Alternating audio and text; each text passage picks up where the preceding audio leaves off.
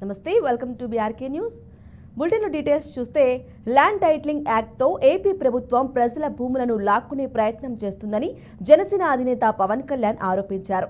ఆ యాక్ట్ అమల్లోకి వస్తే దొంగ చేతికి తాళాలు ఇచ్చినట్లేనని విమర్శించారు. ఇదే కుట్రను వైసీపీ అధినేత వైఎస్ జగన్ చేస్తున్నారని మండిపడ్డారు. వైసీపీకి ఓటు వేస్తే కొరివితో తలగొక్కున్నట్లేనని చెప్పారు. ఎన్నికల ప్రచారంలో భాగంగా రేపలలో జరిగిన వారాహి సభలో పవన్ ప్రసంగించారు. బిడ్డలకి మీరు పెళ్లిళ్ళు చేసి కట్నాలకి వచ్చే వాళ్ళకి మీరు ఆడబిడ్డలకి పసుపు కుంకాల కింద మీరు ఏమి ఇస్తారు? జెరాక్స్ పేపర్లు ఇస్తారా? జెరాక్స్ పేపర్లు ఇస్తే వాళ్ళు ఒప్పుకుంటారా? నమ్ముతారా? సోషల్ స్ట్రక్చర్ కూడా పాడైపోద్ది. ఇప్పుడు జగన్ ఏదైనా నిజంగా నిజాయితీ పరుడు అనుకుంటే ప్రతి ఆస్తిని తనఖా పెట్టాడు. 25,000 కోట్ల రూపాయల ఆస్తుల్ని ఒక్క వైజాగ్లోనే 25,000 కోట్ల రూపాయల ప్రభుత్వ ఆస్తులను తనఖా పెట్టాడు. ఒక విశాఖపట్నంలోనే. నేను రాష్ట్రం అంతా చెప్పట్లా. నిన్ను ఎలా నమ్ముతావు? నిన్ను కేంద్ర ప్రభుత్వం ముసాయిదా పంపించింది. ఇది పనిచేస్తుందా లేదా, చెడు మంచి చెడు విచారించమని, అంతేగాని అమలు చేయమని కేంద్ర ప్రభుత్వం చెప్పలా. ఒకవేళ కేంద్ర ప్రభుత్వం చెప్పినా కానీ మనం మాట్లాడుకుంటాం, ప్రజలను అడుగుతాం, ఆంధ్రప్రదేశ్ ప్రజలను అడుగుతాం, ఇది మీకు నచ్చిందా లేదా అంటే మీరు నచ్చినప్పుడు ఏం చెప్తాం?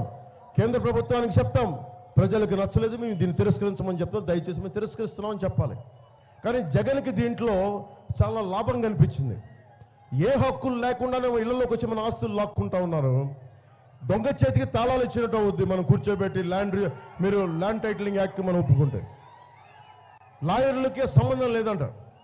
ఏదో మీ ఇల్లుని ఏమన్నా కబ్జా పెడితే పోలీస్ స్టేషన్కి వెళ్ళి నెక్స్ట్ వెళ్ళి గవర్నమెంట్ ఆఫీసర్ దగ్గరికి వెళ్ళాలంట. గవర్నమెంట్ ఆఫీసర్ మీ మనిషి అయితే మాకెక్కడ న్యాయం చేస్తాడు? కోర్టుకి వెళ్తే కానీ ఇప్పుడు కోర్టుకి జిల్లా కోర్టులకు వెళ్ళడానికి లేదు, స్థానిక కోర్టులకు వెళ్ళడానికి లేదు, హైకోర్టుకి వెళ్ళాలంట. మన ఆస్తిని ఎవరన్నా దోచేస్తే హైకోర్టుకి నేనే వెళ్ళడానికి ఆలోచిస్తాను. కర్నూలుకి వెళ్ళాలి, లేదంటే అమరావతికి వెళ్ళాలి.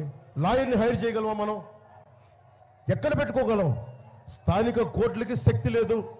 ఈ బిల్డింగ్ని ఎవరన్నా దోచేస్తే ఇప్పుడు కబ్జా పెడితే మిథున్ రెడ్డి గారు, పెద్దారెడ్డి గారు మనుషులు, లేదంటే మోపిదేవి వెంకటరమణ గారు మనుషులు వచ్చి దాన్ని కబ్జా పెడితే దాని దిక్కు లేదు, ఎవరు చెప్పుకుంటాం? అందుకని ఇది నేను ఒక జనసేన మద్దతుదారులు, టీడీపీ మద్దతుదారులు, భారతీయ జనతా పార్టీ మద్దతుదారులు, న్యూట్రల్గా ఉండే ప్రజానికం నేను తిరస్కరిస్తున్నాను.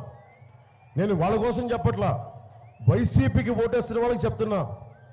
మీరు గనుక వైసీపీకి ఓటేస్తే కొరివితో మన తలగొక్కున్నట్టే.